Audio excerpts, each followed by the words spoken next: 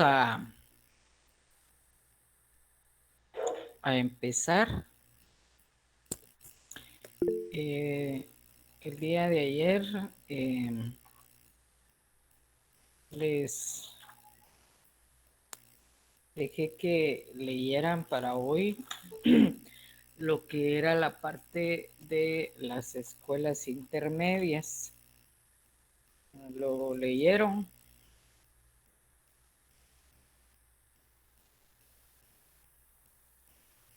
¿Qué tal y buenas noches? Buenas Investigamos, noches, Juan Carlos. buenas noches, Lick, gusto saludarla, gusto saludarlos compañeros. Investigamos sobre los temas, Lick, los tres temas que había dicho ayer. No sé si entendimos mal, porque más nos centramos en estudiar eso que en leer lo de las escuelas intermedias, al menos en mi caso. Ah, bueno, no hay ningún problema. Que investigaron lo que es el positivismo jurídico, dirección técnica jurídica del derecho penal, la crisis del derecho penal contemporáneo también. Exacto. Así es, licenciada, así es. Bueno, entonces les voy a hablar de lo que son las escuelas intermedias y pues al finalizar entonces primero voy a dejar que voluntariamente ustedes, pues más o menos, de una manera resumida, expresen lo que es el positivismo jurídico y la dirección técnica jurídica del derecho penal y nos cuenten un poquito de la crisis del derecho penal contemporáneo. Entonces, la, las escuelas intermedias eh, aparecieron con el objeto de conciliar los postulados emitidos por la escuela clásica y la escuela positiva del derecho penal. Entonces surgen estas escuelas intermedias del derecho penal, tales como la tercera escuela italiana o terza escuela italiana, tal como está escrito, representada por Manuel Carnevale y Bernardino Alimena. La escuela de la política criminal, que más tarde se convirtió en la escuela sociológica alemana, representada por Franz von Liszt, y la escuela sociológica francesa, que fue representada por Alejandro Lacassagne y Gabriel Tarde. Eh, Hay otra escuela que, a pesar de que no está incluida en las escuelas intermedias, participó a la par de ellas, como es la escuela correccionista. Y entre sus representantes están los alemanes Krauss y Roedor, quienes fueron los creadores de dicha escuela. Dentro de sus postulados señala y se establece a través del profesor de Salamanca, Pedro Dorado Montero, en su obra El derecho protector de los criminales, asienta que el delito es una concepción artificial que responde a los intereses perseguidos por el ordenador del derecho. Entonces, señala que tanto lo justo, lo injusto, son creaciones humanas y que no existe ningún hecho que sea en sí mismo conveniente o inconveniente, lícito o ilícito, moral o inmoral. Es decir, no hay delito como tampoco hay derecho, sino por lo que los hombres hacen. Entonces, señala que el derecho penal es un derecho protector de los delincuentes, desprovisto de sentido represivo y doloroso y animado tan solo de una finalidad de tutelar y de proteger. Ese es tutelar y protector de los derechos de una persona que está siendo sindicada de la comisión de un hecho delictivo. Hoy en día hay muchas personas que opinan que las leyes o la justicia fueron hechas para los delincuentes. ¿Y por qué lo dicen? Porque pues detienen a las personas y posteriormente las sueltas. Ese es el decir de la gente, ¿no? Pero para quienes estamos inmersos en el conocimiento del derecho, de las leyes penales, sabemos que no es así tan fácil la cosa, que un proceso penal no va a llegar a una sentencia si no se desarrolla una buena investigación y se consiguen medios de prueba, que van a demostrar la culpabilidad de una persona en la comisión de un hecho delictivo. ¿Cuántas veces no se hace eco a esa misma respuesta o a esa misma pregunta, ¿no? Los jueces están vendidos, los jueces aquí, los jueces allá, ¿por qué se le dejó ir? A veces hay delitos que por no ser tan graves se les puede aplicar una medida sustitutiva. Eso no quiere decir que la persona que está siendo sindicada de un delito, al momento de otorgarle una medida sustitutiva, se le está dejando libre porque ya finalizó su proceso. Se le está dejando libre porque se le otorgó una medida sustitutiva, pero se le ligó a proceso, es decir, que continúa la investigación. Y si en determinado momento se hace una buena investigación, una investigación profunda, y se consiguen los medios de prueba, los medios de convicción necesarios para que se demuestre que la persona es responsable en la comisión del hecho delictivo, pues se va a condenar. Esté en libertad con una medida sustitutiva. Pero la mayor parte de la gente, la mayor parte de la sociedad, pues eso no lo sabe, ¿no? Entonces, tienen las mismas ideas que Dorado Montero en la cuestión de las escuelas intermedias al considerar que el derecho penal es un derecho que protege al delincuente, porque no es represivo, no es doloroso, o sea que para que el derecho penal en ese entonces hubiese sido considerado como un derecho penal, tenía que sufrir el delincuente. No tenía, y tenía que ser represivo. Es decir, como muchos se les escucha hoy en día, ¿va? La pena de muerte, que se la condena sea de años, de años. Entonces, no se piensa en una mejor medida para evitar que el delito se constituya, o si ya está constituido el delito o ya se da el delito porque no ha habido una buena prevención del delito, por lo menos que el delincuente a la hora de cumplimiento de su pena pueda ser reinsertado a la sociedad, pueda ser rehabilitado para poder servir a la sociedad. Entonces, además las llamadas escuelas intermedias, lo que hicieron fue tomar lo mejor de la escuela clásica y lo mejor de los postulados de la escuela clásica y de la escuela positivista. Por eso se les dice que tienen una forma de pensamiento ecléctico, es decir, como unos postulados mixtos, en donde consideraron posteriormente al derecho como una ciencia, ¿no? Se recuerdan de que en las escuelas que vimos el día de ayer, ya se le había dado la categoría de ciencia al derecho penal y después la ponen como una disciplina de otra ciencia, pierde su autonomía.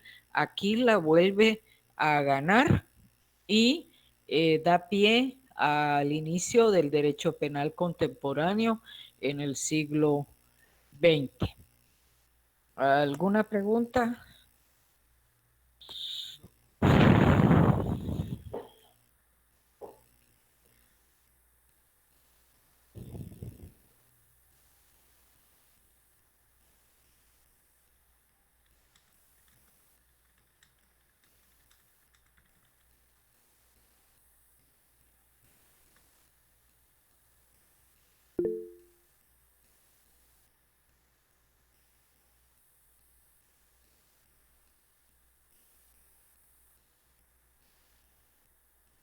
¿No hay ninguna pregunta?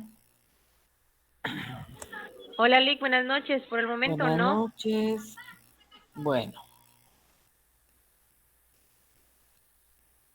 entonces vamos a ver, eh, le cedo la palabra al que quiera, pues, comentar lo que es el positivismo jurídico y la dirección técnica jurídica del derecho penal, o bien la crisis del derecho penal contemporáneo.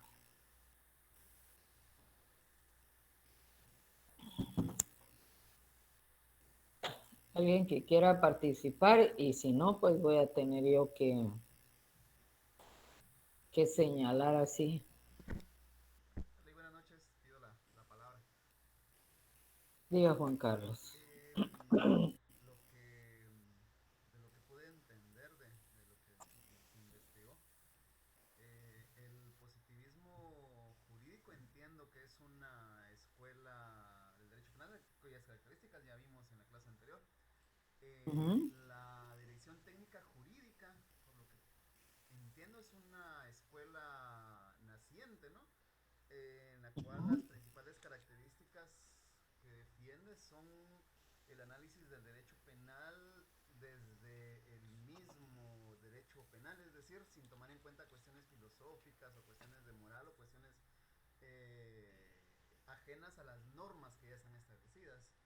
Eh, y en cuanto a la crisis del derecho penal, eh, también lo que logré entender de las lecturas realizadas es que aparentemente actualmente vivimos en una crisis del derecho penal en tanto en cuanto el derecho penal no cumple con su función de disminuir los actos dolosos o disminuir los actos delincuenciales. Si se tiene en cuenta de que el objetivo del derecho penal es infligir una pena o un castigo para que no se repitan esos actos y que dicha premisa no se está cumpliendo. Entonces, aparentemente están surgiendo, según lo que pude leer también, están surgiendo ideas sobre la posible ineficiencia en muchos casos del derecho penal como tal y surgiendo nuevas ideas sobre cómo tratar de disminuir los hechos delincuenciales. Por ahí más o menos es lo que capté con las lecturas que hice, aunque le confieso, sí me costó un poco lograr entender algunas cosas como las siguientes. Si la escuela técnico jurídica del derecho es en contraposición a la positivista, jurídico positivista, no tuve muy claras cuáles son las diferencias entre ambas.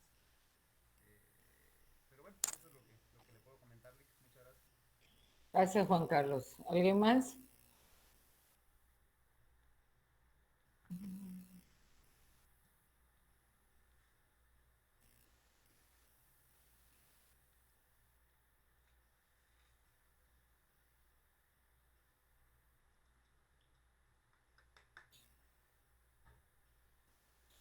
Veamos. Lic, Sí, lic, diga. lic.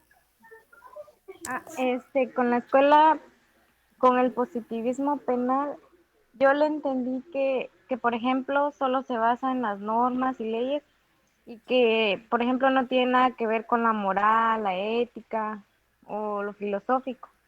O sea que lo que le entendí es que solo trata de regirse en lo que dice la ley, no importa si va de acuerdo a la moral o no. No sé si estoy bien. Bien, gracias. Ahorita vamos a ver. ¿Alguien más?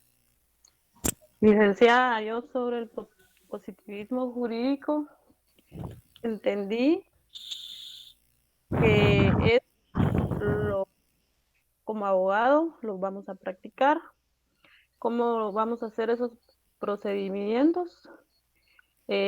Nos valemos de, o sea, nosotros los juristas a la hora de interpretar y integrar y aplicar la norma jurídica.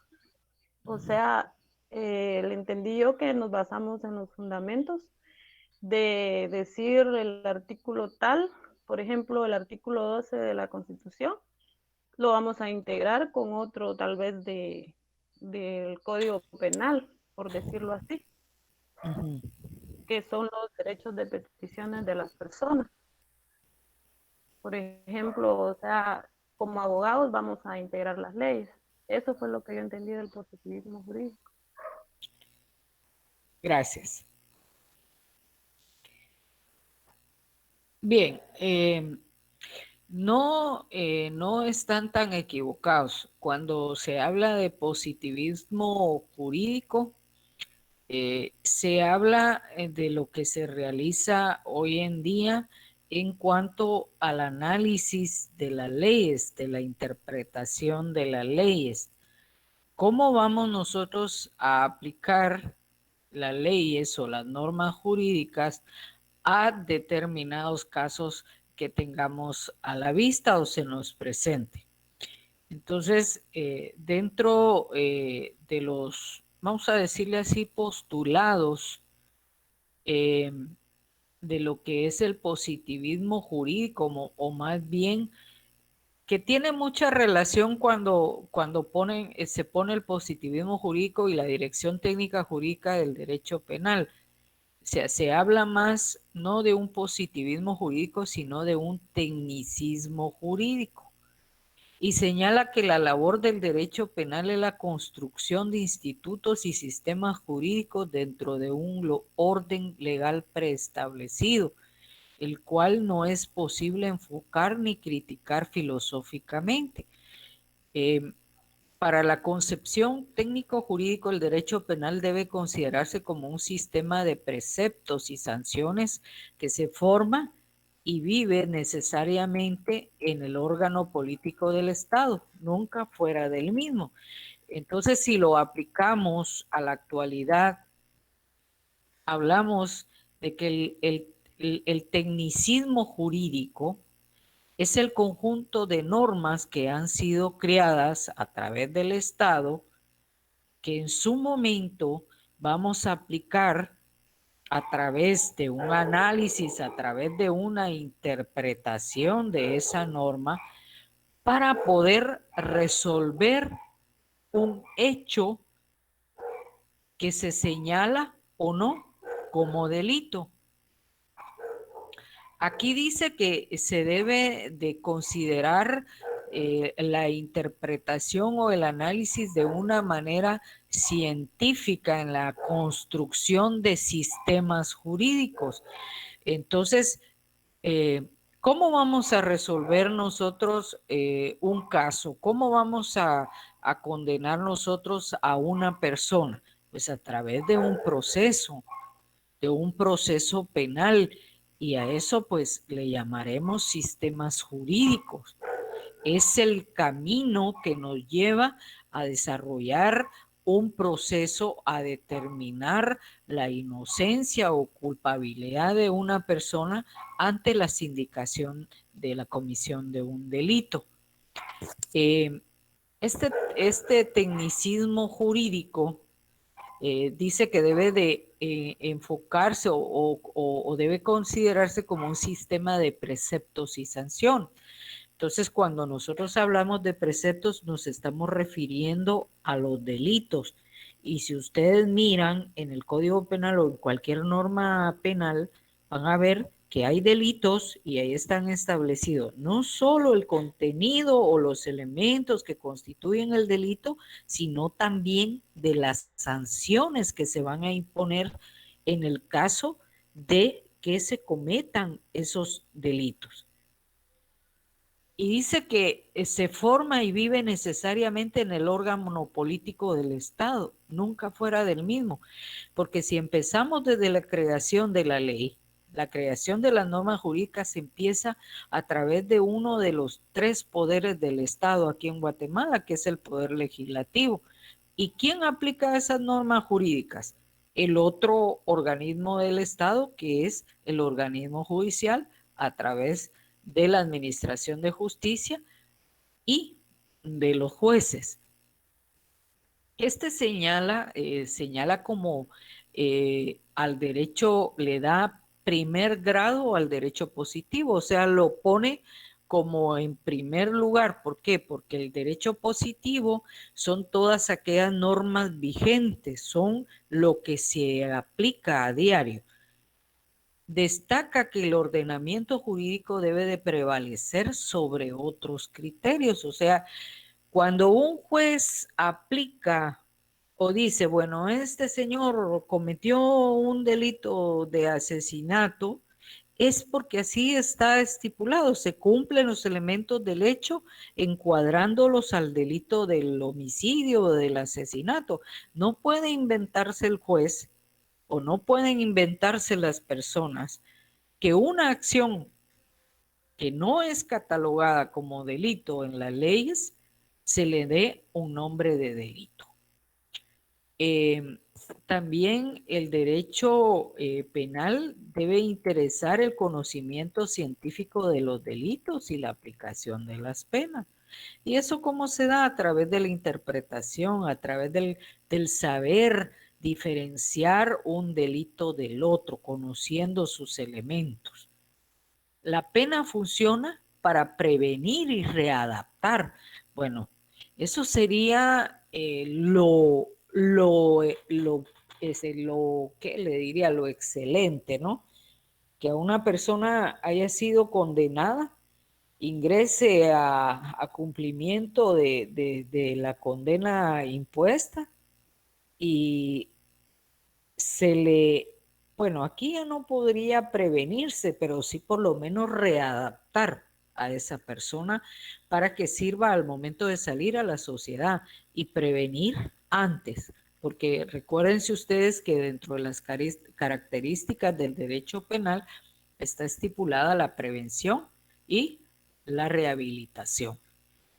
La responsabilidad penal debe de basarse en la capacidad para entender y querer.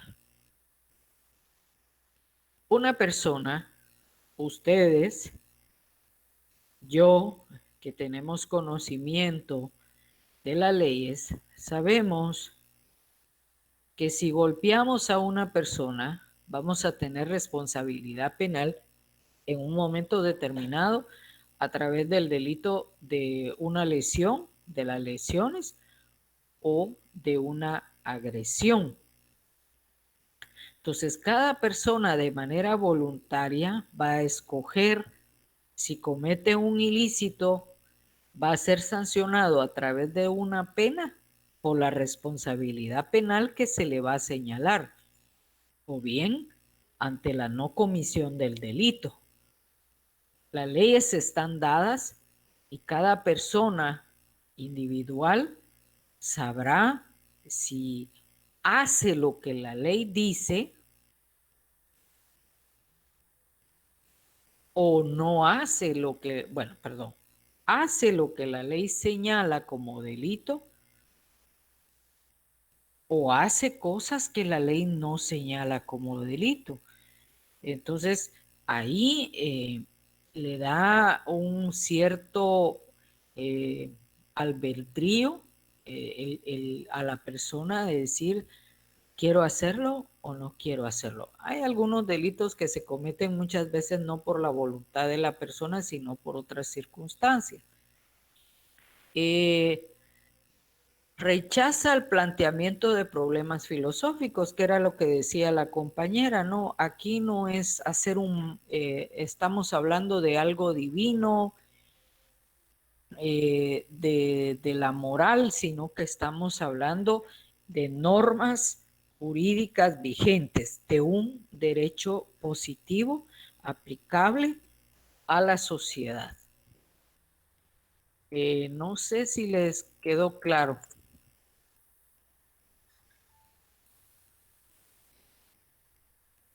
Una consultita. Entonces, cuando hablamos de lo técnico jurídico, no es una escuela del derecho penal. No estamos hablando de una nueva escuela. Es como... Bueno, la verdad no sé. Esa sería la pregunta. Si estamos hablando de una Sí, nueva escuela. sí, es una escuela. De hecho, nace en Italia y nace en Alemania el movimiento. Oh, Se le denominó técnico jurídico o tecnicismo jurídico. nace en los 2000, ¿no? O sea, no sé si estaba... Porque donde lo leí En decía los que... primeros en los primeros años del presente siglo, es decir, en los primeros años del año 2020. Ah, muy bien. Gracias. Ujú. Y con lo de la Bueno, crisis del derecho penal. bien. Vamos a hablar tal como usted lo menciona, solo que usted lo menciona en términos un poquito más comprensibles, ¿verdad? Em, la crisis del derecho penal, tal como usted lo dijo, se ha venido dando muchas veces porque el derecho penal ya no es suficiente para la prevención del delito y media vez ya realizado el delito, no ha cumplido con esos lineamientos de rehabilitación y de que en algún momento la delincuencia se acabe. Entonces, el derecho penal eh, se supone que pretende dar solución a los conflictos que implican digamos, conductas ofensivas o bienes jurídicos que se encuentran protegidos dentro del código. En este caso vamos a hablar de las leyes penales para que haya una convivencia y un control de la sociedad, haya un equilibrio, pero lamentablemente ese equilibrio se ha ido perdiendo porque posiblemente, de acuerdo a lo que manifiestan eh, quienes consideran que el derecho penal está en una crisis, no está cumpliendo con esos lineamientos que se crearon o se establecieron al momento de que se consideró al derecho penal como un derecho que iba en pos de la prevención, en pos de una sanción y en pos de una rehabilitación de una persona en la comisión de un hecho delictivo. Eh, bueno, no podemos hablar porque últimamente se han abierto muchas normativas. Yo les decía al principio de las clases que el derecho penal ha venido evolucionando debido a lo que se presenta en la sociedad, a la conducta del ser humano. Y esto va en desarrollo, ¿no? Lógico que entre más gente hay en una sociedad, pues mucho más conflictos van a haber y ahí es donde se considera que el derecho penal ya no es suficiente para poder luchar con la delincuencia. Cada día vemos se ha implementado delitos o hay delitos que se cometen por grupos delictivos, por bandas, por grupos antisociales, hay droga. Entonces, como el objetivo del derecho penal era acabar con esta situación de delincuencia, o mejor dicho, controlar todos esos actos o esa conducta de la sociedad, ¿va? Y pues hoy en día y cada día pues hay más delincuencia, ya no es una delincuencia de años anteriores en donde no había o no existía tanta violencia como hoy en día, ¿no? A veces uno dice, pero ya es que ya el mundo se va a acabar, dice la gente, porque hay acciones o conducta de las personas que son extralimitados. Imagínense ustedes tocando el caso de la niña que la mataron por conflicto entre adultos, ¿no? O sea, se dice así, va. Que no. Ah, ok. Eh, entonces nos ponemos a pensar hasta dónde el derecho penal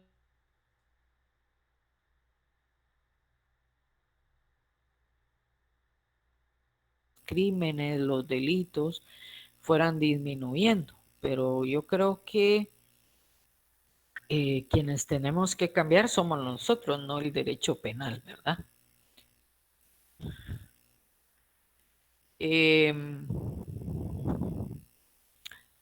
Considerando, y tal como usted lo dijo, Juan Carlos, el hecho de que se diga que el derecho penal este, está en crisis también porque no alcanza los compromisos que se realizaron cuando inició, ¿no?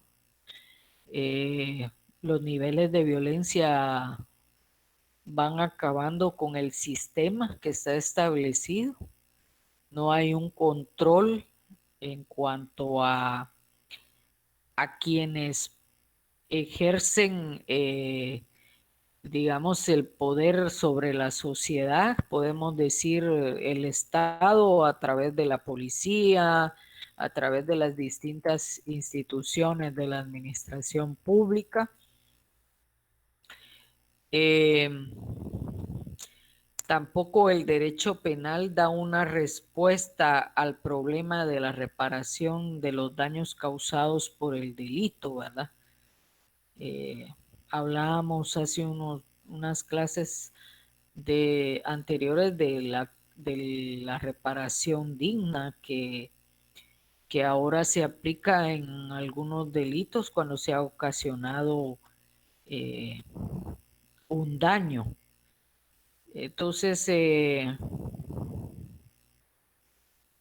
todo eso ha venido a que se considere que el derecho penal está en crisis hoy en día.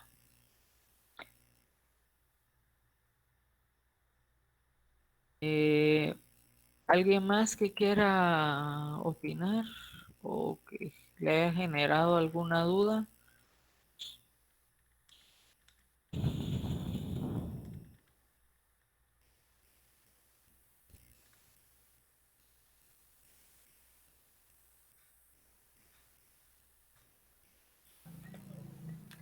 Buenas noches, Ligda. Buenas noches. Yo estoy investigando y con respecto a ese tema, estaba viendo que la criminología también forma parte de esa crisis. Ujú.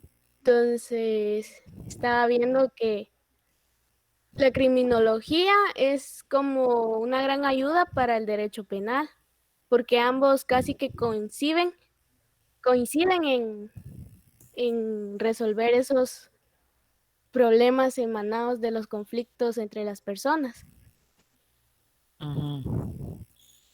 Sí, de hecho, digamos, la criminología, digamos, ayuda a aclarar o a, digamos, en los casos de aclarar, tal vez no a averiguar la verdad en una investigación de un hecho, ¿no? Que está señalado como delito.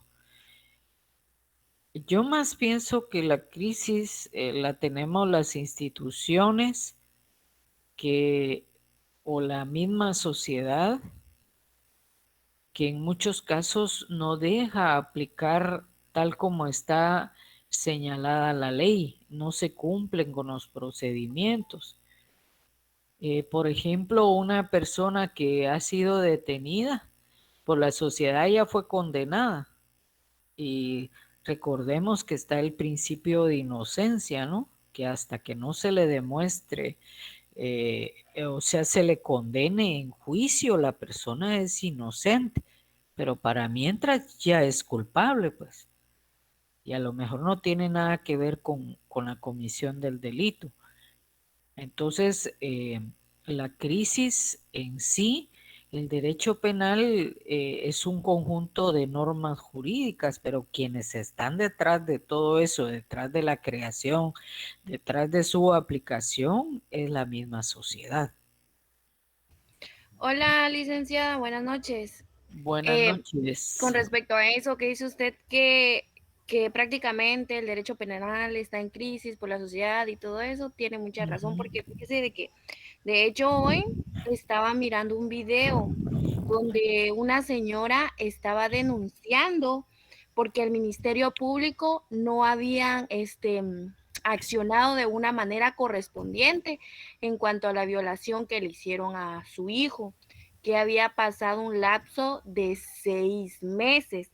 Y siempre que llegaba a preguntar de que cuándo iban a accionar para que capturaran a las personas responsables de la violación de su hijo, siempre le decían que tuviera paciencia, que tuviera paciencia. De hecho, estaba viendo en el video de que ella acudió, mejor dicho, a los derechos humanos y hasta hoy en día no han accionado para poder capturar a las personas responsables de la violación de su hijo.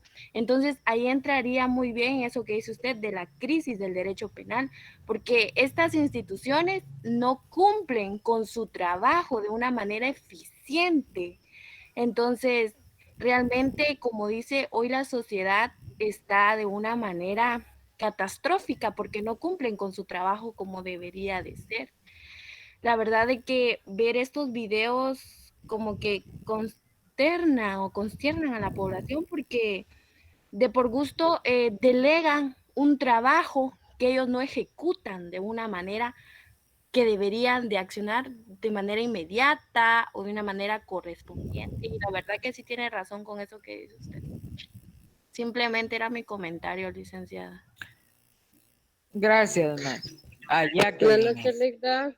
Buenas noches. Yo no sé si estoy mal, Leida, pero en lo que se refiere al tema de la crisis del derecho penal, según yo investigué, dice que en nuestro último código penal que fue abrogado, se introdujo el principio de legalidad y el principio de retroactividad, y es ahí donde reaparece la crisis porque favorece al reo. No sé si estoy mal ahí. Ujú. Bien, es que mire, pues todo ser humano en sociedad tiene derechos, los cuales en un momento determinado que se cometa un ilícito, esos derechos o esa tutela que la ley le da a esta persona. O sea, la tutela es el hecho de respetar todos los lineamientos del proceso. Por eso yo les mencionaba que aquí por ejemplo, detienen a una X persona y ya en las redes sociales ya la condenaron. Hasta pena de muerte piden, ¿verdad? Y esa persona no ha sido juzgada en un juzgado. Entonces, en cuanto al principio de legalidad que está regulado en el artículo 1 del Código Penal, señala que no se le puede sindicar a una persona de la comisión de un delito o falta que no esté constituido como tal en la misma ley o en las demás leyes penales. O sea, a veces se trabaja o se detiene a las personas por supuestos, y los supuestos en derecho penal no existen. O sea, imagínese, usted va caminando por una calle y de repente una persona va atrás suya y usted se mueve para un lado y él también se mueve para otro lado. Y usted mira cada vez que usted ya va caminando más rápido y más camina él. Y de repente usted se voltea y le mete su guamazo y resulta que el señor en nada que ver con usted. Él se dirige al mismo lugar porque 3 casas antes de donde usted vive, él ahí reside, ¿no? Pero todos nos manejamos con supuestos de que posiblemente este hombre me va a matar o me va a hacer algo. Entonces yo tengo que reaccionar primero antes de que reaccione él. O sea, nosotros tenemos que reaccionar cuando a nosotros se nos esté atacando. Entonces, en el caso ese es el principio de legalidad, en el caso de la retroactividad, se va a aplicar siempre que favorezca al reo. De hecho, perdón, hay otro principio que es el indubio pro reo, que en el caso de duda en un proceso debe de favorecerse al reo, ¿no? Aunque yo opino que a veces debería de ser al contrario. Pero nosotros prejuzgamos antes, condenamos antes, sin muchas veces la persona haber cometido ninguna falta ni haber cometido ningún delito. En el caso Linda, de, sí, Leslie. por ejemplo, como dijo la compañera, ¿va? Que los tribunales no cumplían con su deber. Siento que ahí no cabe esa palabra, porque tanto el reo como toda persona tiene sus derechos, que son los dogmas, ¿verdad? Que es la parte de derechos. Entonces, así sea un asesino o la persona más delincuente, ¿no? Siempre tiene derecho a pedir. Y entonces, yo creo que todo el que pide y le dan, creo que una sanción, ¿verdad?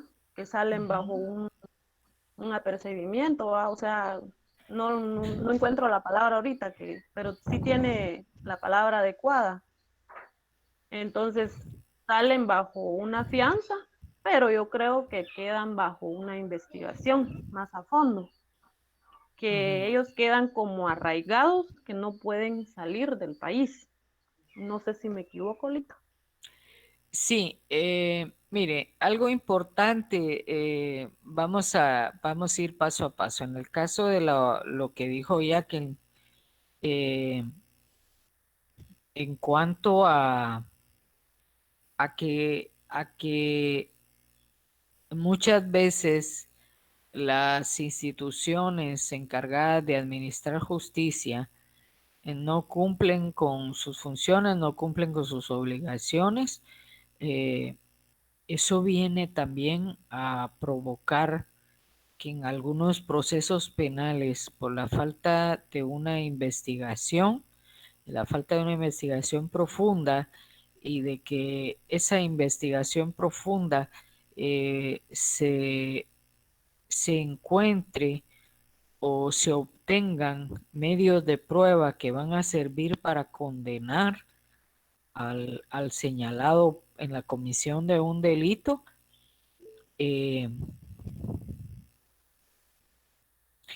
entonces ahí es donde se da el problema. Y tiene mucha razón, Jacqueline. Imagínense esta señora 6 meses. Solo falta que el Ministerio Público espere que prescriba el delito para poder actuar cuando ya no lo vaya a poder hacer. Entonces, las investigaciones en estos casos deben de ir rápido y no estar entreteniendo a la gente. Si usted presenta un caso en el Ministerio Público o puede ser en cualquier juzgado, usted tiene que estar al tanto porque si no ahí se queda.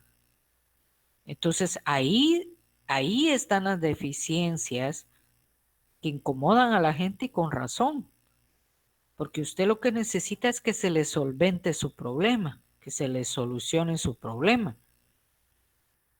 Sí, Disculpe, con eso que estaba hablando usted del proceso, la señora también comentaba de que ese lapso de tiempo que había pasado, que había puesto la demanda y que supuestamente iban a cumplir los del Ministerio Público, pasaron los 6 meses y todo, supuestamente le habían dicho de que ya había pasado a proceso y estaba en proceso y resulta que cuando llegaron los de los derechos humanos habían investigado de que eso no estaba ni en proceso. Ahora bien, mi pregunta es, ¿se les podría, no sé, como que demandar a ellos por no cumplir su función? ¿O tendrían alguna sanción o algo respecto? No sé si estoy mal, me corrige. Sí, fíjese que podría ser la comisión de un delito por incumplimiento de deberes o bien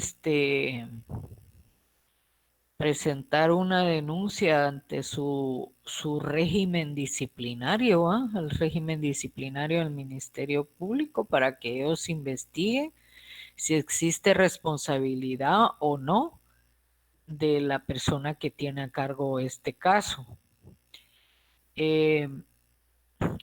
Habría que ver, porque muchas veces uno como ciudadano, al momento de ser objeto de algún tipo de agresión o alguna molestia por parte de alguna persona, acudimos, presentamos denuncia, pero recuerden ustedes que hay normas en las cuales nosotros vamos a encuadrar esos hechos y posiblemente no haya la comisión de delito, no haya la comisión de falta, o bien si hay, ¿no?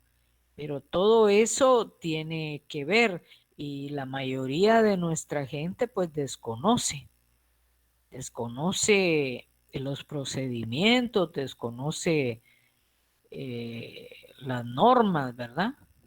Nosotros pues porque se tiene conocimiento, ustedes están estudiando, el día de mañana pues ya ustedes tienen los lineamientos para poder actuar cuando se gradúen, puedan realizar su trabajo de la mejor manera posible, ¿no? Porque las normas están ahí, es de interpretarlas, de analizarlas, de aplicarlas, utilizarlas para el bien de los demás, sino para el bien nuestro. Entonces, si nosotros mal utilizamos, vamos a tener casos en los cuales no podamos hacer absolutamente nada. Ligda, buenas noches. Buenas noches. Sí, con respecto a lo que comentaban, ¿será que esto, lo de los procesos a veces es muy largo? Y no es el caso acá en Guatemala, he escuchado que a veces las medidas sustitutivas no se le dan. A veces las personas que robaron o cometieron un hurto, por decirse así, y no se les resuelve, ¿verdad? Entonces a veces a veces están cumpliendo ahí esperando su proceso en un centro preventivo. A veces es un desorden y están a veces cumpliendo ahí pena en un centro preventivo donde no les corresponde, ¿verdad? Otro es esa tal mora judicial que ha habido. No sé si ahí también, me parece que había un plazo para que sacaran todos los expedientes, porque habían personas que estaban esperando proceso, ya llevaban más de 2 años esperando su proceso, ¿verdad? Entonces, yo creo que ahí tendría que el Estado va poner más asunto en eso para que se le aplique. Por ejemplo, a Guatemala ¿va? Está de que se le va a poner lo del, ¿cómo se llama? Brazalet y no se ha aplicado, pues, a personas que cometen un delito no tan grave, ¿verdad? Entonces, acá en Guatemala sí estamos muy atrasados. En estos procesos estamos muy, como que esa crisis del derecho penal sí es, en Guatemala es gravísimo, ¿no? Ese sería mi comentario. Gracias, Débora. Sí, tiene usted toda la razón. Lo que pasa en cuanto a las medidas sustitutivas es que no a todos los delitos se les puede aplicar. Entonces, las medidas sustitutivas lo que sirve es para que la persona no ingrese a un centro de detención. Al aplicarle una medida sustitutiva, se le sujeta a la persona al proceso, es decir, que la ventaja, o vamos a decir así, de la medida sustitutiva es que la persona va a seguir su proceso afuera, no adentro del centro de detención. Pero para el otorgamiento de las medidas de seguridad hay que tener requisitos, hay que cumplir con los requisitos, ¿no?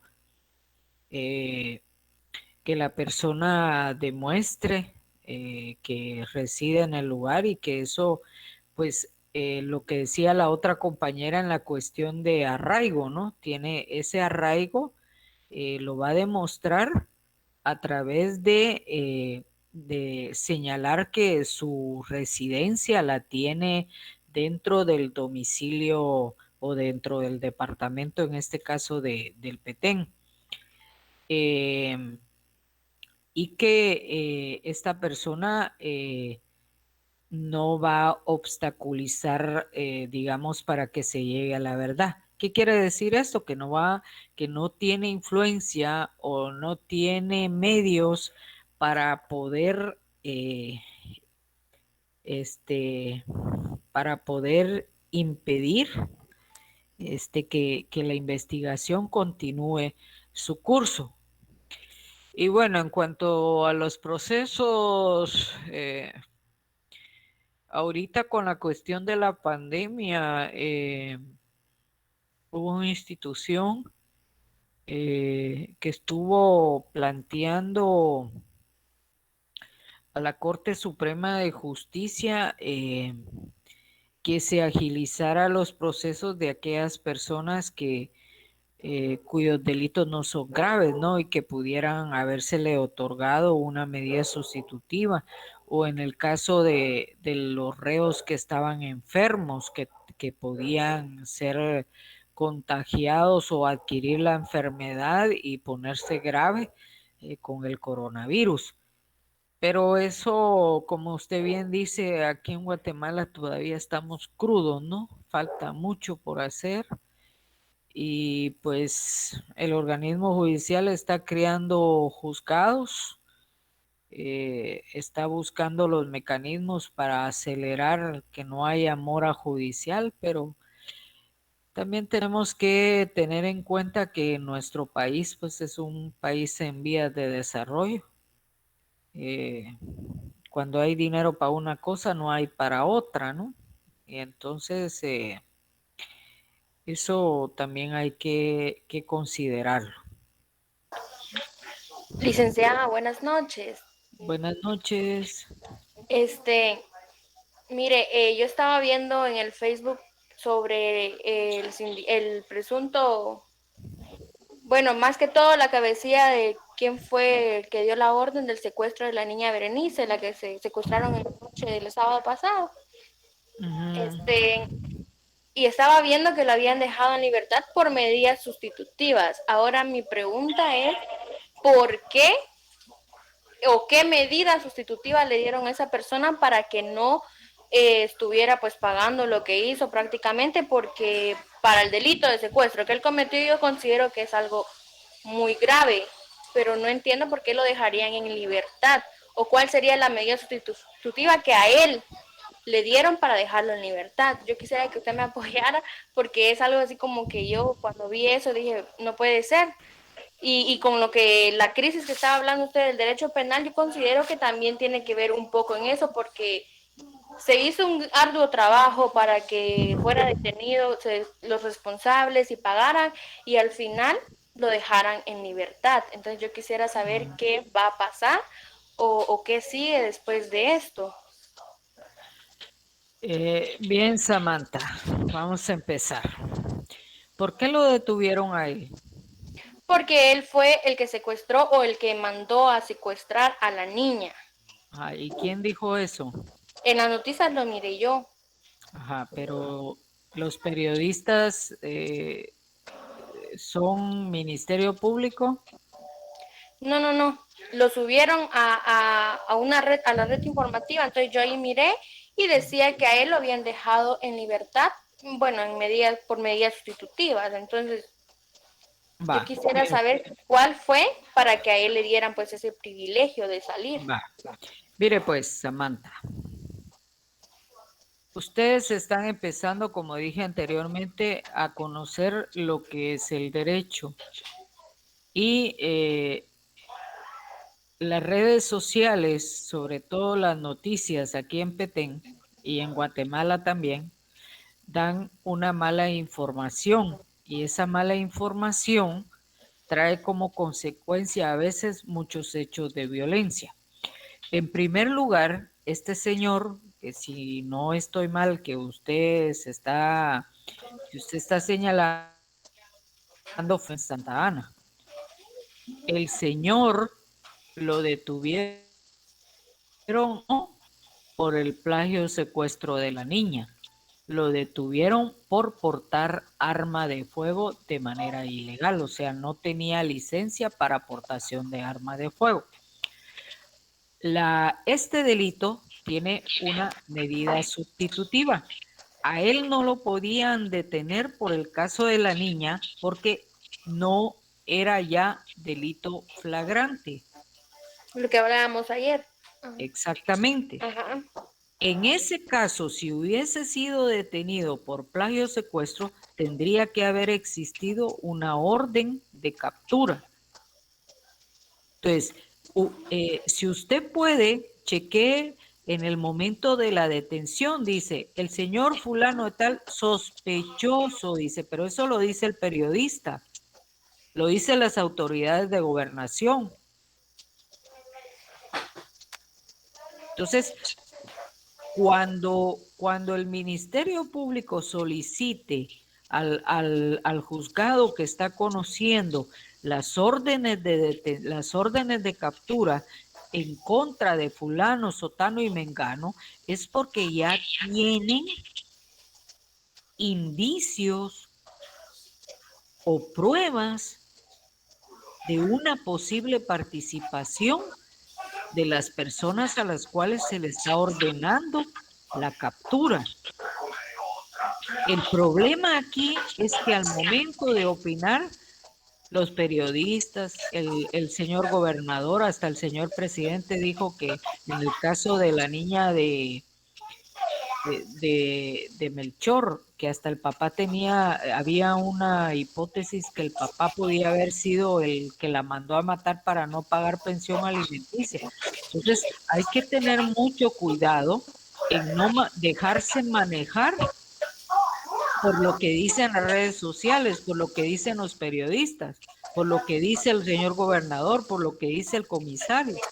Porque al final el único que puede hablar aquí son los del Ministerio Público. En este caso, ojalá no vengan muchas sorpresas. Contrario a todo lo que se dio en esos 2 días, ¿no? Porque voy a poner un ejemplo.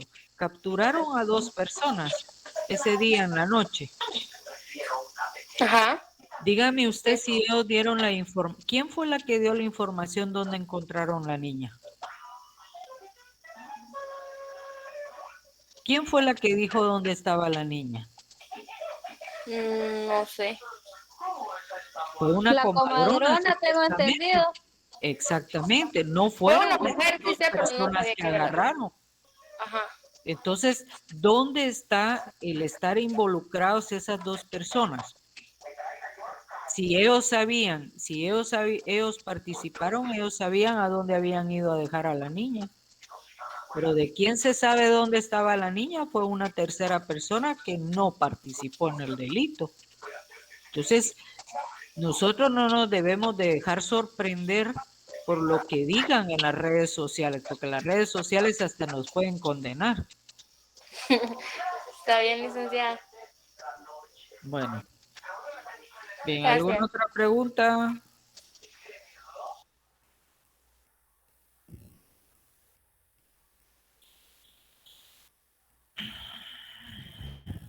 Bien, entonces sigamos.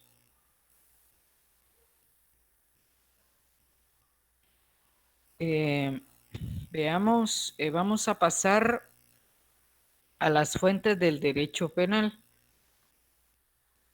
Las fuentes del derecho penal, como para definir lo que es fuentes, vamos a decir que fuente significa manantial natural de donde brota algo. Desde el punto de vista jurídico, vamos a decir que es el lugar donde se origina algo, de donde emana, de donde se produce el derecho y donde se produce el derecho penal. Entonces, las fuentes del derecho penal, vamos a decir que son las fuentes reales o materiales, las fuentes formales, las fuentes directas, y ellos se dividen en fuentes directas de producción, fuentes directas de cognición, están las fuentes indirectas, entre estas está la costumbre, la jurisprudencia, la doctrina y los principios generales del derecho. Las fuentes reales o materiales son las que tienen su fundamento en la realidad social de los hombres y por ende de los pueblos. Son las expresiones humanas, los hechos naturales o los actos sociales que determinan el contenido de las normas jurídico-penales.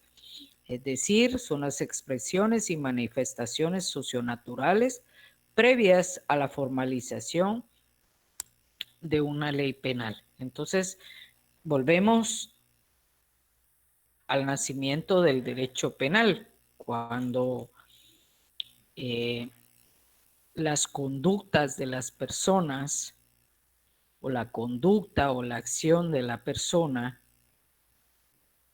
de ser una conducta positiva pasa a ser una conducta negativa en la cual se va perdiendo el control ante estos actos de la sociedad e inicia la creación de reglas o normas que van a venir a controlar a la sociedad.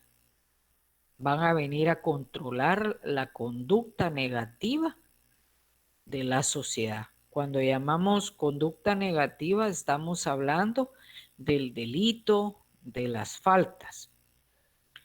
Cuando recién empezó el derecho penal, podemos imaginarnos que la conducta o las agresiones no eran tan como son hoy en día, ¿verdad? Y no habían una cantidad de normas. Entonces, esas son las fuentes reales o materiales. Son todos aquellos hechos naturales o expresiones humanas y actos sociales que motivaron la formalización de una ley penal. O sea, esos actos son previos a una formalización, una creación de una norma jurídica. ¿Por qué se creó la ley de narcoactividad? Porque se empezó a sembrar droga se, se empezó a comercializar droga y a eso escapaba de los delitos que estaban regulados en el Código Penal, ya no eran suficientes, entonces se creó una ley especial, que es la ley de narcoactividad. Es el caso de la ley contra el femicidio, ¿no? Y otras formas de violencia contra la mujer. La violencia contra la mujer ha existido siempre a través de las diferentes etapas de la vida, a través de los años, pero como ya era demasiado, se crea esta normativa que para algunos pues es se extralimita en cuanto a la sanción y de los hombres, pero eso ha venido, digámosle así, en alguna medida a controlar esa violencia en contra de la mujer y así sucesivamente. Entonces, a eso le vamos a llamar fuentes reales o materiales. En el caso de las fuentes formales, señala que es el proceso de creación jurídica de las normas penales y a los órganos donde se realiza el mencionado proceso legislativo que, de acuerdo a la organización política del Estado de Guatemala, corresponde al Congreso de la República, básicamente con participación del Poder Ejecutivo, que en alguna instancia ordena su publicación. Entonces, el proceso de creación de las normas penales a través del organismo legislativo es lo que le vamos a llamar fuentes formales. ¿Alguna duda?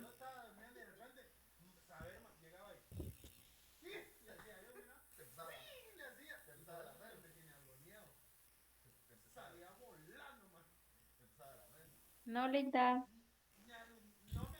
Bien, aunque sea alguien que me conteste ahí, aunque sea no, sí, que no quiera opinar, porque a veces pienso que de repente se fue la señal y solo estoy hablando yo solita.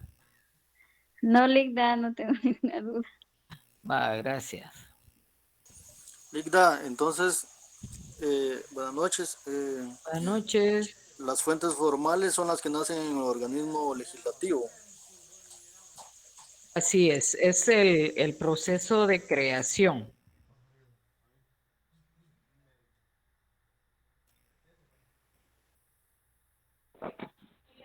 Buenas noches, Lick. Buenas noches. Las anteriores que dijo entonces serían las leyes que ya están escritas y las que utilizamos en el diario vivir, ¿o estoy mal? Sí, mire, en el caso, ¿cuál dice las fuentes reales, va? Sí, las fuentes reales. Sí, o sea, que son todos aquellos actos del hombre, aquella conducta del hombre, expresiones humanas, hechos naturales o actos sociales que realiza la persona antes de la formalización de una ley. Recordemos que estos actos humanos, los actos negativos, la conducta negativa del hombre, es lo que ha propiciado que se creen normas para controlar. Entonces, todos esos hechos previos a crear una norma son los que se le llaman fuentes reales. Oh, ya, Lick. Sería como los antecedentes o la costumbre, por ejemplo, sí, los antecedentes porque son los casos anteriores que dan paso a la creación de las leyes. Sí, son todos aquellos actos que suceden en la sociedad que aún no han sido convertidos en normas jurídicas. Gracias, Lick.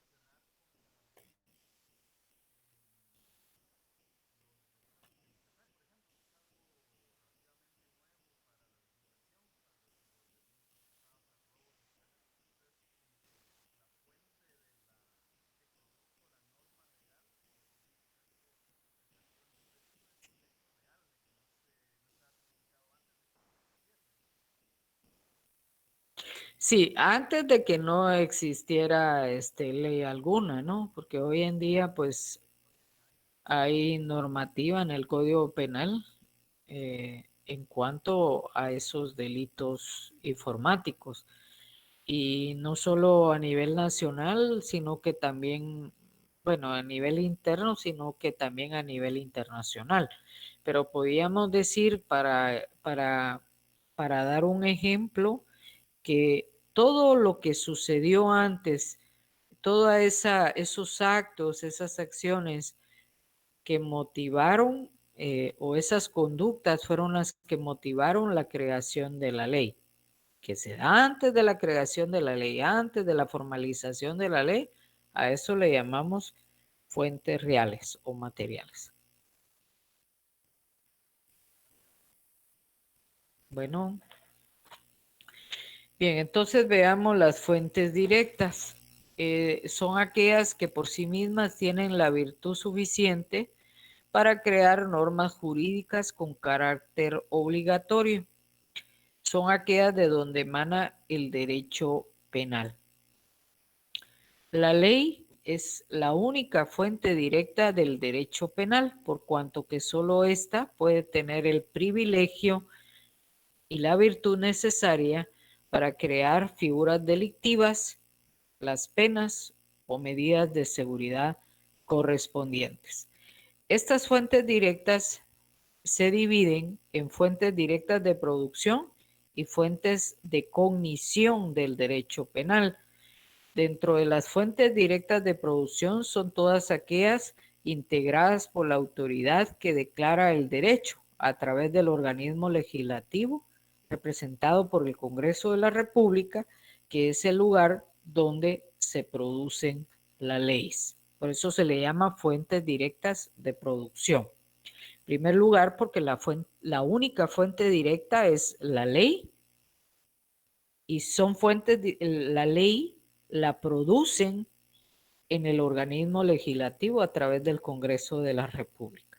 Y llamamos fuentes directas de cognición las manifestaciones de voluntad estatal, la expresión de la voluntad del legislador, la forma que el derecho objetivo asume en la vida social, es decir, la fuente del conocimiento, que es precisamente el Código Penal y las leyes penales especiales.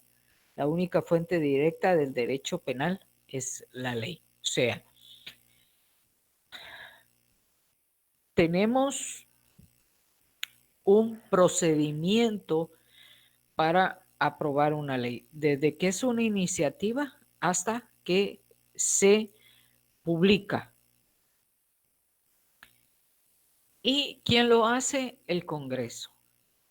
Las fuentes directas de conexión son esas manifestaciones de los legisladores que van a quedar plasmadas en las figuras delictivas, en este caso si hablamos de normas penales o de otro tipo de normas, ¿no? Civiles, mercantiles, etcétera. Entonces, el derecho objetivo, que es el que asume la vida social, es la fuente del conocimiento. Y por eso ponen el ejemplo aquí del Código Penal y las leyes especiales, ¿va? Porque el crear una ley, pues, no es tan fácil. Aquí porque a veces se traen las leyes de otro país, ¿va? Pero hay leyes que están muy bien hechas. Entonces, lo que se expresa dentro de esas leyes van a constituir las fuentes directas de cognición. ¿Alguna pregunta?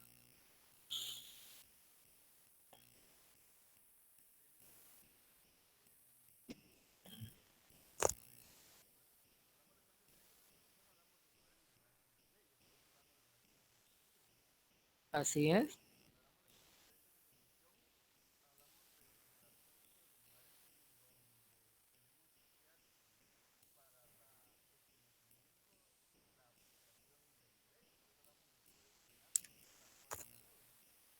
Ajá. O sea, es el contenido que tienen esas leyes, ¿va? Por eso está señalado aquí el Código Penal y las leyes especiales, es el contenido de esas normas. Por eso, bueno, el Congreso viene y crea, produce una ley. ¿Cómo nosotros la vamos a aplicar? Y el sentido que le dio el legislador a esa norma y que nosotros tenemos que interpretar de conformidad con lo que regula la ley del organismo judicial, es lo que es las fuentes directas de cognición. Son los elementos que nos van a servir para interpretar. En este caso, tenemos las normas, el Código Penal, las demás leyes especiales, pero hay una diversidad de leyes que no necesariamente son penales, ¿verdad?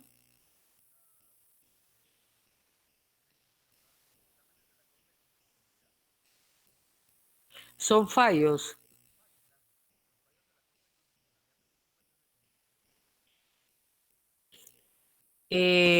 Eso viene dentro de la jurisprudencia. Es una fuente indirecta que en determinado momento le sirve al juzgador para poder resolver, ¿verdad? Recuérdense ustedes que son, creo que 3 fallos, si no estoy mal, aunque ahora se acepta uno para que pase a ser jurisprudencia.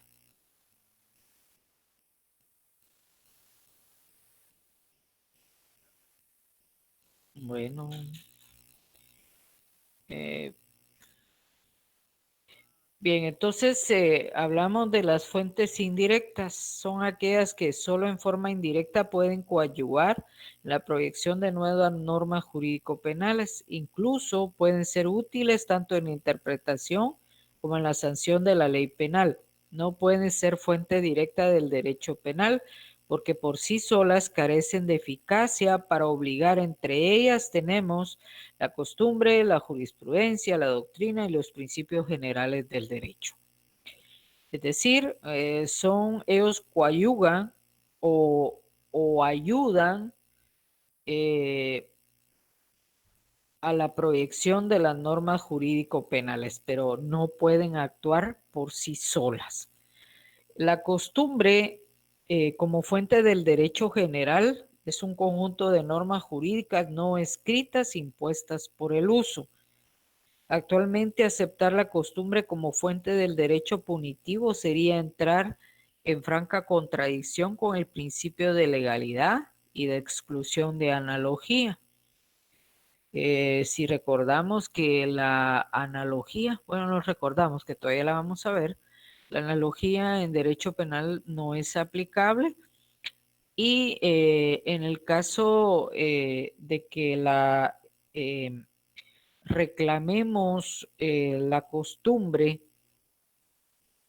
en un hecho que contraríe o que vaya en contra del principio de legalidad, pues ahí estaríamos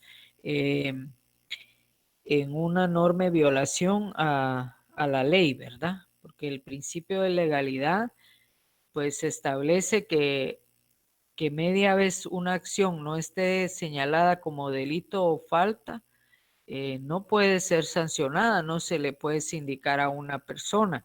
Imagínense ustedes si hay un hecho que por el uso, por costumbre, en una comunidad se llama delito y no está estipulada en la ley como delito, no se puede sancionar. Entonces ahí viene lo contradictorio. La jurisprudencia, que consiste en la reiteración de fallos de los tribunales en un mismo sentido. La jurisprudencia es de mucha importancia para interpretar las leyes penales y también para el nacimiento de un nuevo derecho, pero no es una fuente independiente ni produce derecho penal. La doctrina es el denominado derecho científico y consiste en el conjunto de teorías, opiniones y aún especulaciones que realizan en una materia o acerca de un punto los penalistas, los doctos, los especialistas en derecho penal. Los principios generales del derecho, que son los valores máximos a que aspiran las ciencias jurídicas, la justicia, la equidad y el bien común, tienen primordial importancia en la interpretación y aplicación de la ley penal, pero no pueden ser fuente directa del derecho penal, sencillamente porque para tratar de alcanzarlos debe cristalizarse en la misma ley penal del Estado. ¿Alguna pregunta?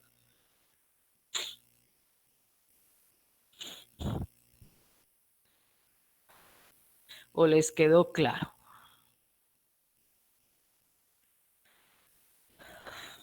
A la jurisprudencia no se le conoce también como doctrina. No. Es que la doctrina, por ejemplo, usted quiere adornar su sentencia, ¿verdad? Entonces busca ciertas definiciones, por ejemplo, ¿qué puede ser?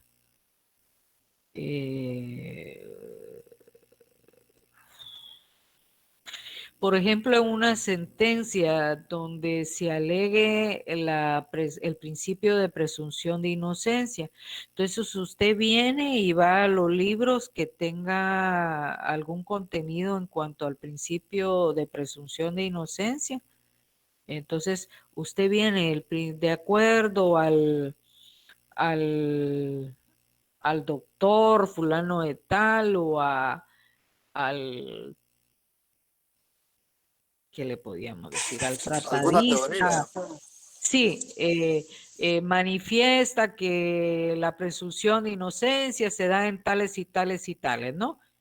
La doctrina de alguna forma le ayuda a tratar de redactar mejor su sentencia, a dar ciertas definiciones que usted quiere que quede claro en la sentencia. Pero que ese concepto le vaya a servir para declarar a una persona, condenarla o absolverla, no. La jurisprudencia, hoy en día hay sentencias que utilizan mucho los fallos de la CC en ciertos aspectos. Entonces, ahí la jurisprudencia también es un apoyo como para ratificar lo que usted quiere resolver de conformidad con la ley. Le voy a poner un ejemplo. En el caso de las exhibiciones personales, muchos abogados plantean exhibiciones personales con el objetivo de que el juez le resuelva dejar en libertad a su cliente. Y la CC, en base a varios fallos, señala que las exhibiciones, las resoluciones de las exhibiciones personales en ningún momento puede dejar impune los delitos cometidos por la persona. Lo que hace la exhibición personal es, si al detenido se le está violando o está sufriendo vejámenes, está sufriendo que entró a la granja y que porque no pagó la talacha lo golpearon, lo metieron en un hoyo, lo hicieron limpiar baños y está herido. Entonces, lo que hay que determinar ahí es, bueno, ¿se está violando un derecho al señor? Se está violando porque se le está agrediendo por una extorsión. Entonces, hay que enderezar, devolverle ese derecho que se le está violando al señor y certificarlo conducente al Ministerio Público para que se siga proceso a las autoridades que están permitiendo o a los reos que le están causando eso al otro detenido, ¿verdad? Pero en ningún momento va a servir eso para dejarlo en libertad. Imagínense que él está señalado o ha sido condenado por un delito de asesinato y que porque lo está morongueando allá adentro, el juez viene y declara con lugar la exhibición personal y lo deja libre. Ese no es el objetivo de la exhibición personal. La exhibición personal, como le digo, es devolverle esos derechos a la persona que le están siendo violentados. Y como todas esas fuentes indirectas, en eso está, ¿no? La costumbre, la jurisprudencia, la doctrina, los principios generales del derecho no son fuente directa del derecho penal. Aunque aplicamos el derecho consuetudinario en algunos sectores del país, ¿va?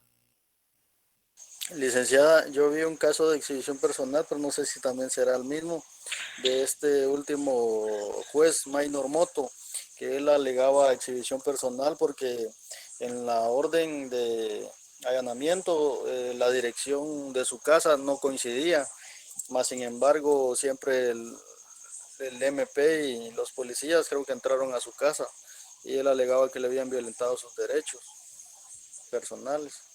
Pero ese es en el caso de allanamiento, ¿verdad? El allanamiento era digamos, para la residencia de él, pero al momento de otorgársele el allanamiento, la dirección no era esa. ¿Es así? Sí, así alegaba él que en el recibo de luz de su residencia estaba otra dirección y en la orden de girada por el juez había otra. Sí, pero en este caso, bueno, para mí no era procedente la exhibición. En todo caso, se le podía haber iniciado o certificado lo conducente al Ministerio Público por un allanamiento ilegal, porque los requisitos para la autorización de allanamiento es muy clara, que debe de estar señalada la dirección exacta. Sí, lo que pasa que si ustedes miran las direcciones que están en los recibos de luz, dice un sector no sé qué, pero ese solo lo encuentra el señor de los recibos, ¿va? Generalmente aquí, por ejemplo, yo por aquí donde vivo es Calzada Rodríguez Macal, pero si uno mira en el recibo, la dirección del recibo de luz es otro. No tienen los recibos porque es una dirección que sirve para ubicar dentro de la empresa de Deorsa.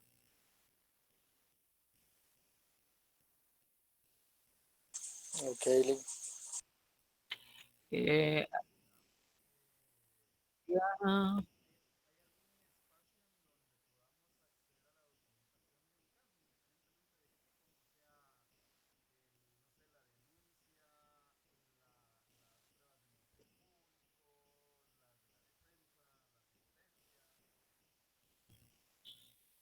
yo creo que solo el LIC tiene acceso a eso. He escuchado yo, según me cuentan mis cuates, solo saber si es será solo cierto. las partes que participan dentro del proceso.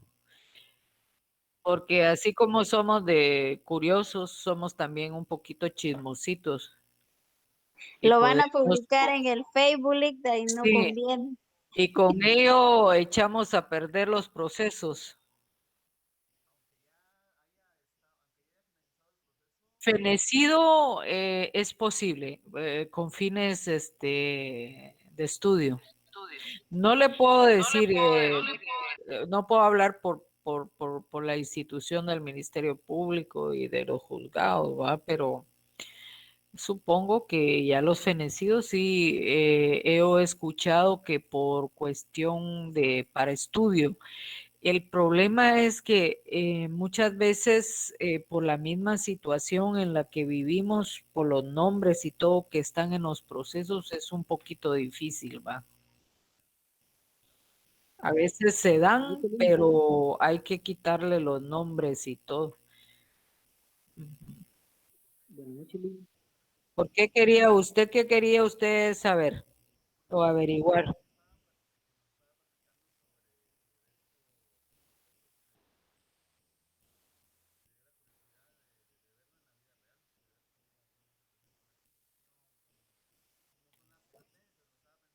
Una exhibición.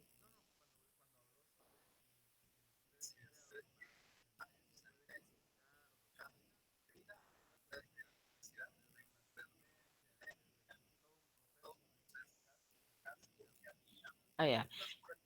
Mire, pues, bueno, escuche mejor.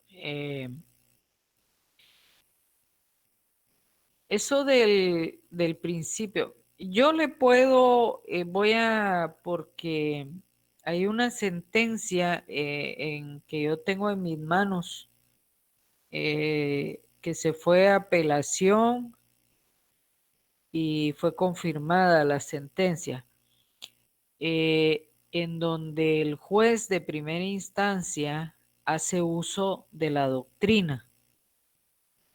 Yo más o menos le decía a Levin más o menos cómo iba, ¿no? Pero voy a ver si me recuerdo. Le voy a sacar una copia, no le prometo mandársela, pero sí por lo menos leérsela en clase para que usted y los compañeros tengan una idea de cómo meter la doctrina. Yo se lo dije en términos así populares, adornar, ¿no? Porque a veces se quiere que la sentencia, en primer lugar, debe de ser concreta, debe de entenderse, o sea, explicarse de una manera para que la persona sindicada o condenada entienda por qué se le está condenando o por qué se le está absolviendo. No tiene que ser tan complicada, ¿verdad? Pero estamos hablando de juzgados bajos. Ya imagínese una sentencia de la CC, ya es muy diferente. Y en las sentencias de la CC utilizan mucha doctrina de libros, de materias en cuanto a lo que van a resolver. Y ahí es más fácil, Juan Carlos, porque usted se mete a la página de la CC y se va en jurisprudencia. Creo que así dice ¿cómo se llama? Jurisprudencia.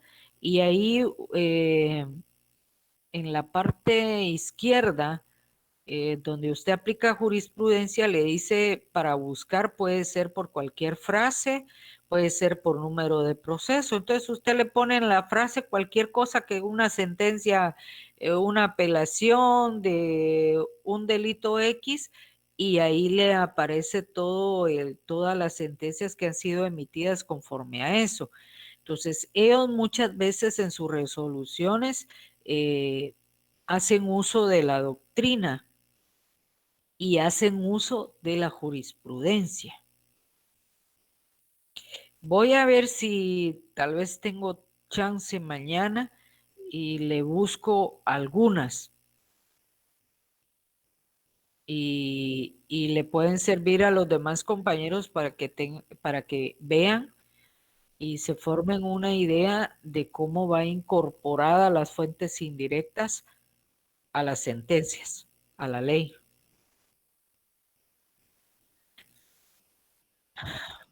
Bueno, lo que sí le pediría es que me mande un mensajito para que yo me acuerde, porque a veces se me olvida.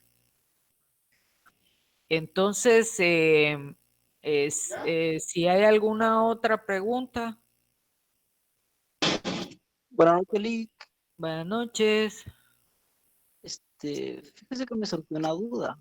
Ajá. En el caso anteriormente mencionado donde haya una alienación ilegal, ¿de qué forma podría proceder uno? En el caso de, ¿qué me dijo? Una alienación, o sea, así como... Allanamiento. En un allanamiento ilegal. Ajá.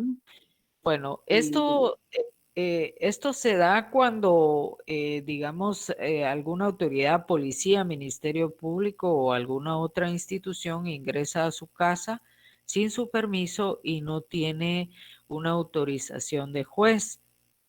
Entonces ahí se constituye el delito de allanamiento ilegal por las autoridades. Así, si es por autoridades que ingresan a su vivienda. Entonces usted presenta su denuncia en el Ministerio Público y ahí va a seguir por el proceso por el delito de allanamiento ilegal. Muy distinto es el que en el caso de que una persona particular ingrese a su vivienda sin su autorización, porque ahí está cometiendo allanamiento. e igual es el procedimiento. Bueno, Lick, gracias. Bueno, empezamos 50 y ya solo quedan 38. ¿Cómo saber si es un allanamiento ilegal? Porque no hay autorización, no hay orden legal, no hay una autorización o una orden de juez competente. Cuando llegan a su casa el Ministerio Público, la policía y le dicen vamos a hacer un allanamiento, usted tiene que pedirle la resolución del juez. Si se la muestran, pues ahí está autorizado. Si no, bueno, si llegan después de la fecha establecida, ya venció la orden, ¿no? Por eso se pone 2, 3 días, 15 días. Si se practica después de la fecha en la cual se ordenó, ya no tiene ningún efecto. Entonces caemos en un allanamiento ilegal. Lick, una duda, yo creo que está un poco fuera de la clase. Diga. El vehículo personal de uno también es una propiedad privada. Pues es propiedad privada porque está su nombre. El asunto es que en los casos de allanamiento hay un artículo que señala a la policía para poderlo, en el caso de que usted sea sospechoso, pueden requisarlo. Por ejemplo, en un puesto de registro, que muchas veces la gente he visto que en las redes sociales alegan de que no, que son puestos de registro que no están autorizados porque deben de haber 8 policías, 2 seguridades, 2 aquí, 2 allá, y siempre le revisan el carro a uno y le piden identificación a las personas que van con uno, y según la ley dice que las personas que van con uno no están obligadas a identificarse, solo el que va conduciendo. No, pero si ellos lo piden por el hecho de que, o sea, ellos se justifican por el hecho de que puede ser, de que ellos sospechen de la comisión de un hecho ilícito o de que hay algún objeto ilícito dentro del vehículo. Entonces, mire, yo el consejo que les doy es que mejor colaborar, porque si no, después se lo llevan. Yo vi un caso de un don en la capital que andaba borracho y se encerró en su carro y no salió hasta que llegó su abogado. Ajá, pero ahí sí es procedente porque él anda manejando, está cometiendo un ilícito. Ok, Lick. Así, ahí sí hay delito. Y igual a mí me pasó una vez así, líquida, pero en ese caso yo era menor de edad y los policías le exigían a mi papá que yo mostrara mi DPI, que según yo me miraba sospechoso, y no nos dejaron ir hasta que mandaran foto de mi partida de nacimiento. Eso Eso fue en entra la ahí mismo también, policía. ¿verdad? Sí, fue la Eso fue PNC. en la policía. Sí. Sí, miren, los casos de menores, la ley establece que se presume la minoría con solo el hecho de decirlo. Lo que pasa que como hay cada sinvergüenza, ¿no?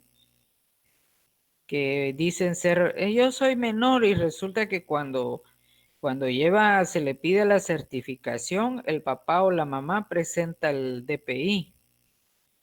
Entonces muchas veces la misma gente provoca de que se tenga que proceder de esa manera. Pues yo imagino que ellos se enojaron porque según yo tengo entendido, que identificarse es un deber, pero más no una obligación. Y yo se los dije en su cara y creo que por eso se enojaron. Sí, Y por no me eso le dejaron digo, ir. mire, ante esas circunstancias mejor debe uno colaborar, ¿no? Nada le cuesta enseñar la documentación, si usted tiene la documentación, presentarla, porque si usted se empieza a oponer, entonces es posible que usted termine preso. Sí, a mí más me ha pasado, pero cuando voy con mi familia, que piden identificación de las otras personas, pero según sé yo, la ley no los obliga a ellos a... Sí, no, generalmente es al que va manejando, ¿ah? Yo he tenido ya en varias ocasiones cuando hacen que se ponen varios ahí, solicitan la tarjeta de circulación y la licencia. Y ahí va una persona a la par mía y no la molestan para pedirle documentación. Es cuestión de quién sea, ¿no? Pero como les digo, lo mejor es colaborar para no verse uno en algún problema.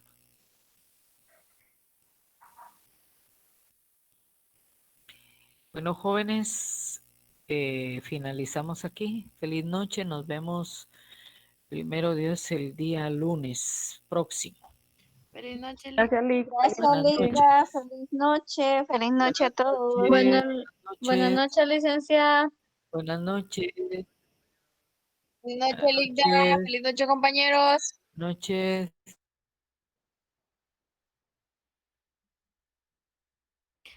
Feliz noche, Marilyn.